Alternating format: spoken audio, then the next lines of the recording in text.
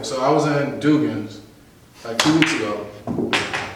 Prior to going to Dugan's, I went to this bar and it was predominantly white. Like literally, we walked in, we were the only black people in there. So I'm sitting there and I'm like, okay, I've been down for like 5 minutes. And I'm just like, something don't feel right. I don't feel comfortable. Right. I don't feel comfortable in here. So let me get up, let me take my bougie self and go take myself to the magic spot with my people because, at least I feel a little more comfortable in there. Right. The vibe was just... Right, so it wasn't a welcoming vibe as soon as I walked in. It's just white people are just looking at us like, in a sense, like, what y'all doing here? Why you here? Why you here? All right, so then we flip it. We go to Dugan's, right? I'm in Dugan's, and it's literally a group of white people that walk in.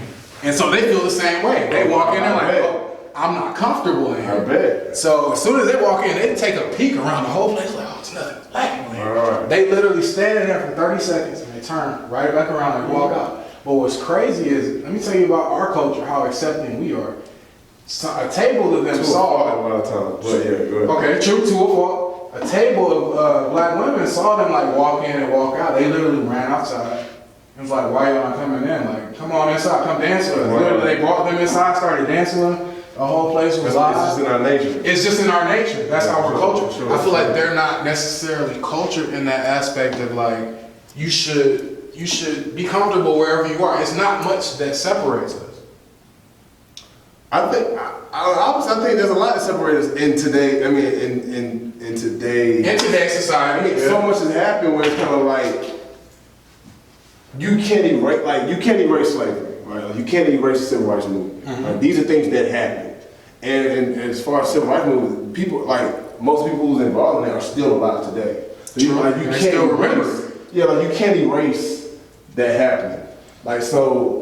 I think that there, from a fundamental standpoint, no, there's not a lot that's different from us. However, when you really put in context of everything that has happened in society, there's a lot of things that separate us, which is why we still have a lot of tensions.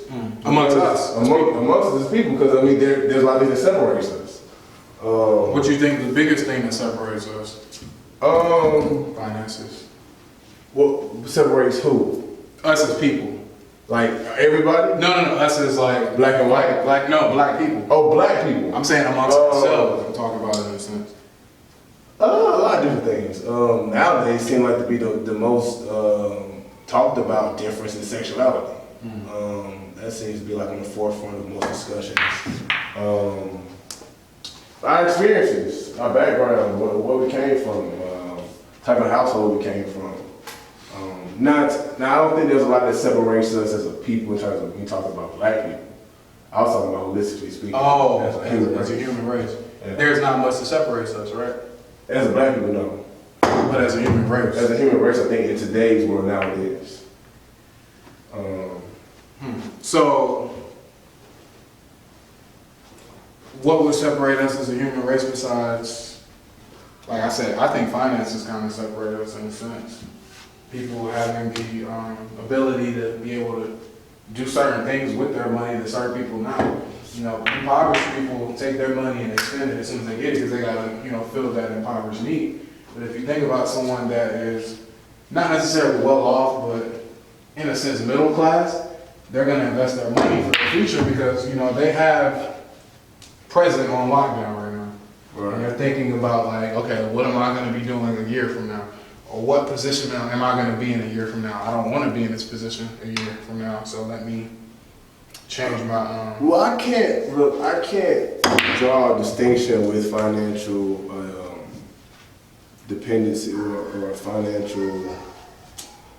finances and race, because statistically speaking, there's more poor white folks than there are black folks. That's true. I don't think anything's wrong with that. I think that's part of what makes us as humans great is because we're so different. Like, how boring would it be to be in a world where everybody was the same? Everybody was exactly the same. Robots. So I don't think that us being different is a bad thing. I just think that it is what it is. I think part of our issues is that we haven't accepted the fact that we're different. I think that's the actual issue. We haven't accepted the fact that we're different, and we're looking. A lot of our issues arise from us being different, but trying to whether it be assimilate or force another culture to adapt to yours. I think that's where a lot of our issues arise. Instead of just accepting, hey, we're different. That's cool. Let's figure out common ground. Okay. But I feel like, oh, you just won. Oh yeah. Oh. But we definitely do need to acknowledge the fact that we are different and be okay with it instead of trying to Americanize everything in a sense. Like Right. make everybody robots, and that's not true. I mean, that's not the best thing to do.